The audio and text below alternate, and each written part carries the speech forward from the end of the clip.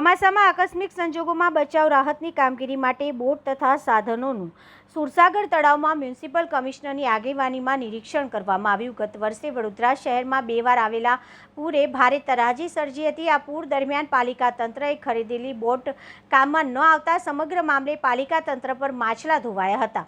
સાથે જ બોટની ખરીદીથી તેની જાળવણી પણ ભ્રષ્ટાચારના આક્ષેપો પણ કરવામાં આવ્યા હતા। ત્યારે આ વર્ષે કોઈપણ પ્રકારની વરસાદી પૂર અથવા તો વાવાઝોડા જેવી પરિસ્થિતિ દરમિયાન બચાવ અને રાહતની કામગીરીની સમીક્ષાના ભાગરૂપે આજરોજ વડોદરાના મ્યુનિસિપલ કમિશનર અરુણ મહેશ બાબુની આગેવાનીમાં ડેપ્યુટી મ્યુનિસિપલ કમિશનર ગંગાસિંહ અને ફાયર બ્રિગેડની ટીમ દ્વારા 24 બોટના પરીક્ષણના ભાગરૂપે શહેરના સુરસાગર તળાવમાં પ્રથમ તબક્કામાં 8 બોટનું નિરીક્ષણ કરવામાં આવ્યું હતું। સાથે જ વૃક્ષો ઝાડીઓ સહિતના કટિંગ માટેના સાધનોનું નિરીક્ષણ કરવામાં આવ્યું હતું।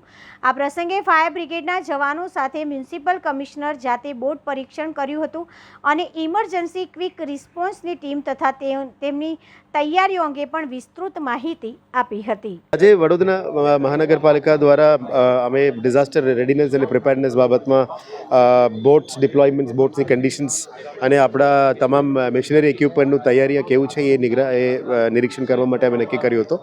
અહીંયા લોકલમાં ડેપ્યુટી મ્યુનિસિપલ કમિશનર ગંગાસિંહ અને ફાયરના ટીમ દ્વારા એની આયોજન કરવામાં આવી છે।